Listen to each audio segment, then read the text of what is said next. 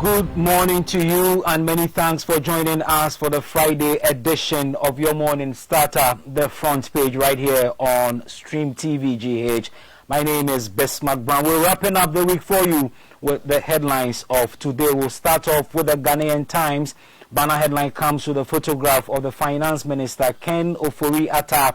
2020 mid-year budget review. Government unveils 100 billion Ghana cedis COVID-19 rescue package to get economy back on track. And that's on the front page of the Ghanaian Times this morning. And I'm sure if you monitored the live stream on Stream TV yesterday, you got the announcement that 100 billion Ghana cedis development program that seeks to help the country absorb the shocks of the COVID-19 pandemic and get the economy back on its track is to be rolled out by the government. And that was announced yesterday in the mid-year budget review. On the front page of the Ghanaian Times as well, President orders Communications Minister to suspend directive to GBC to reduce channels on DTT. And the story says the President, Nana Addo Dankwa Akufo-Addo, yesterday ordered the Minister of Communications, Mrs. Esla Owusu-Ekufo, to suspend a directive she issued to the Ghana Broadcasting Corporation, requesting the state broadcaster to reduce its number of channels on the digital terrestrial television platform from 6 to 3. And that's also on the front page of the Ghanaian Times. Local government ministry takes second phase disinfection exercise to Bono region. COVID-19 Ghanaians to enjoy free water, electricity for 3 months. And that's also on the front page of the Ghanaian Times. And as you recall, it was also announced by the Finance Minister yesterday. And the government has announced a number of relief packages to ameliorate the hardship brought on to Ghanaians as a result of the outbreak of the COVID-19 pandemic. Among them are the 3 months extension of free water and electricity supply for the citizens, reduction in the communication service tax from 9 to 5%, and many others as well. That's on the front page here of the Ghanaian Times. Let's turn our attention to Daily Guide of Friday. Banner headline says, Nana unveils goodies, 100 billion cedis, free light and water. And that's on the front page of Daily Guide. Also on the front page of Daily Guide, 4 million euros AIRBUS scandal reveals gluttonous corruption. And the special prosecutor, Martin ABK AMIDU, has defended the red notice from International Police Organization, Interpol, which was issued for the arrest of former President John Mahama's brother Samuel Adam Foster, a.k.a. Samuel Adam Mahama, and 4 other foreigners. And in the description of the special prosecutor, he calls the revelations he has seen as gluttonous corruption. And that's on the front page of Daily Guide. Ministry lauded for massive exercises also on the front page of Daily Guide. Akufo-Addo stops ESLA GBC order is also a caption on the front page of Daily Guide.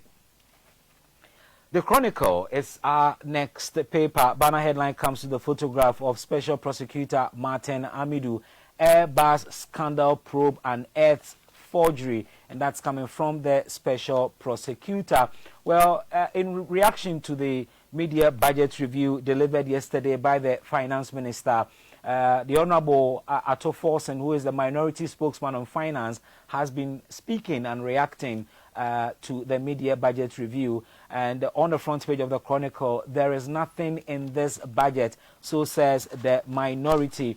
And the story says that, addressing the media after the budget review, Mr. Ato Forsen, the minority spokesman on finance and member of parliament for Ejumako Enyan SCM constituency, indicated that he was disappointed because there was nothing to jubilate about. And I quote, "I am disappointed in the government. The document presented to us was very empty. There is nothing in it for us to be happy about.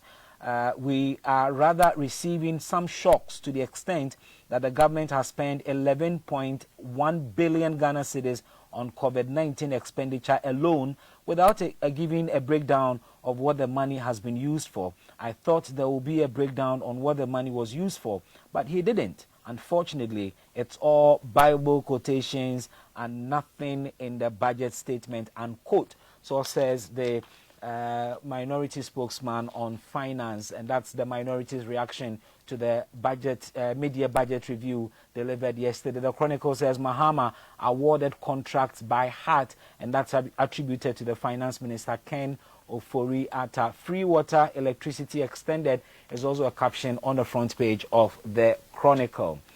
The Daily Statesman this morning says government offers more reliefs.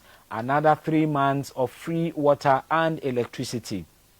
100 billion Ghana cedis to mitigate effects of COVID-19. 10 million Ghana cedis life insurance package for frontline workers. On the front page of the Daily Statesman as well, Mahama's financial enslavement cost Ghana 21.6 billion Ghana cedis. And you recall the finance minister describing the debt left by the SWA NDC administration as financial enslavement, relating it to slave trade. 232 1D1F projects at various stages despite COVID-19 is also a story on the front page of the Daily Statesman.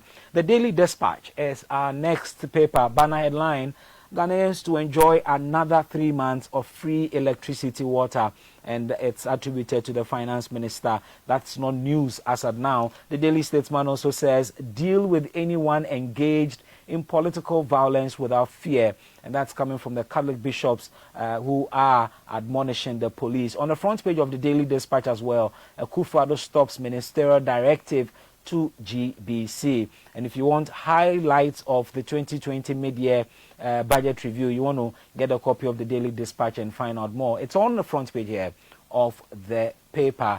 We move on to the Ghanaian publisher, and the finance minister is here on the front page of the paper. Ofori-Atta replies, Ajena Sare, we did not conspire with BOG to collapse Ghanaian banks. Story says the Minister of Finance, Ken Ofori-Atta, says government did not conspire with the central bank, the Bank of Ghana, to collapse some indigenous Ghanaian banks that were affected in a financial sector cleanup exercise.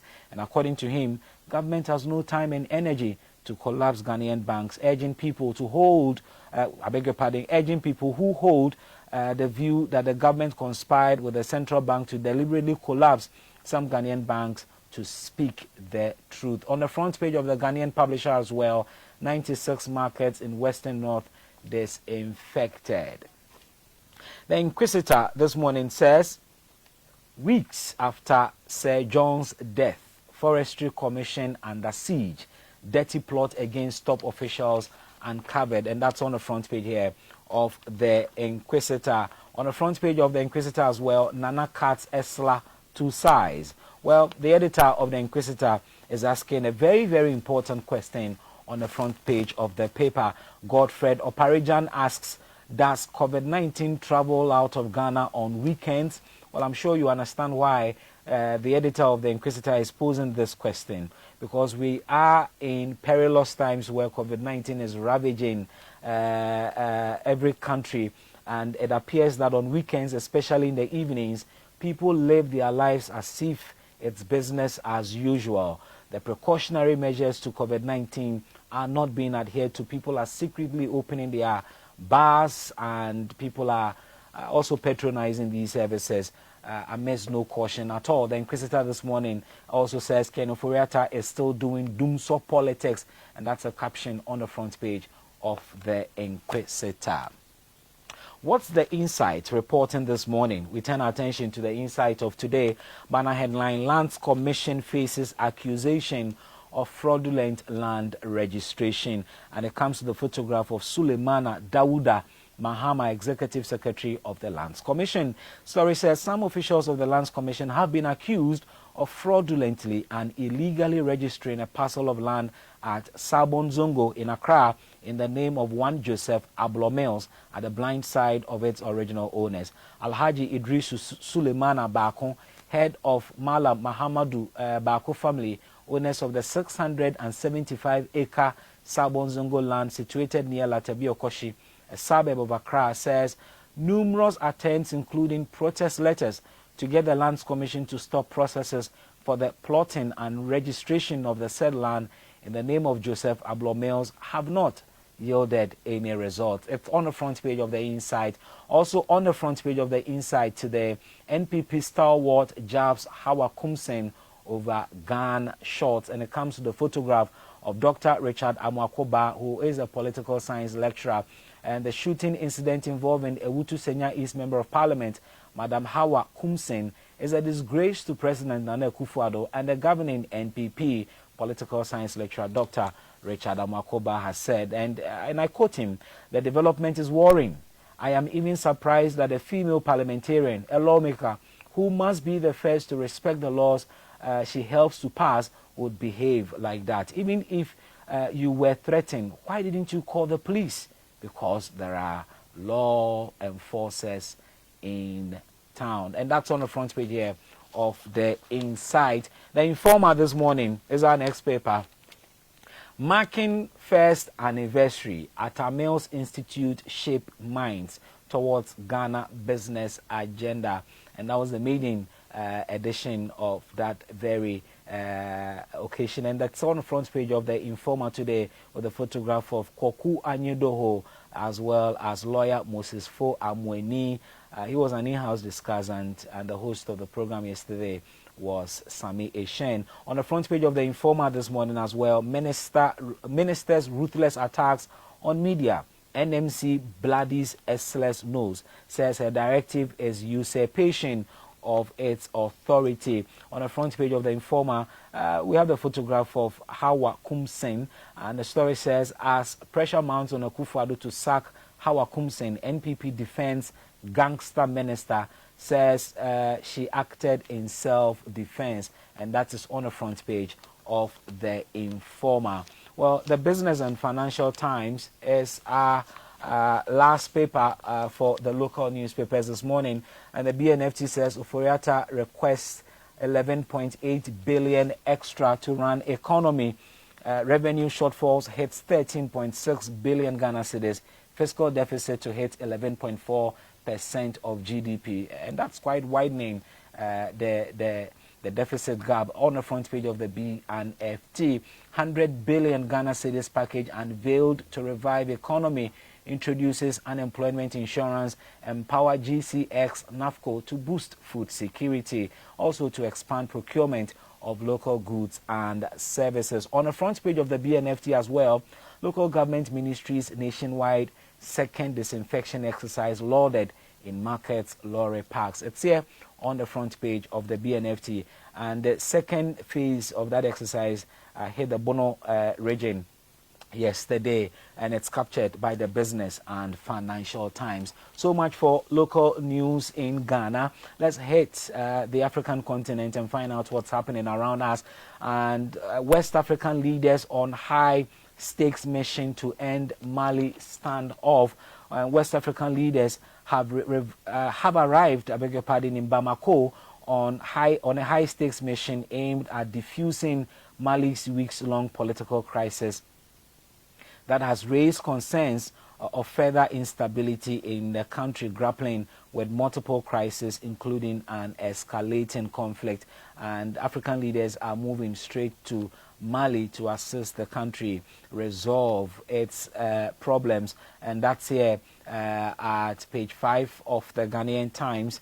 Zimbabwe politician denied bail in anti-government protest case is also one story happening on the continent of Africa. A Zimbabwean court has denied bail to an opposition politician who called for protest against government's corruption and rolled over a similar case against a journalist to Friday.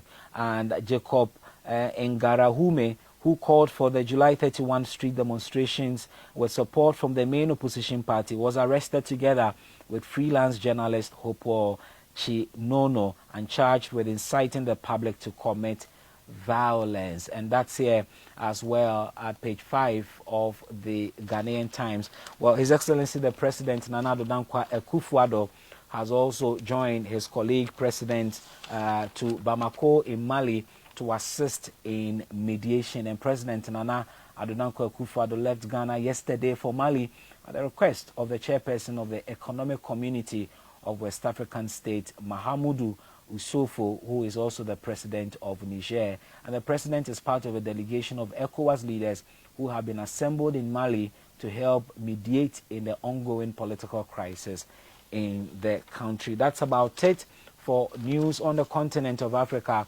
and news from Ghana, wrapping up your working week. It's been a beautiful experience serving you of the morning newspapers every day on Stream TV. Keep enjoying Stream TV beyond the headlines.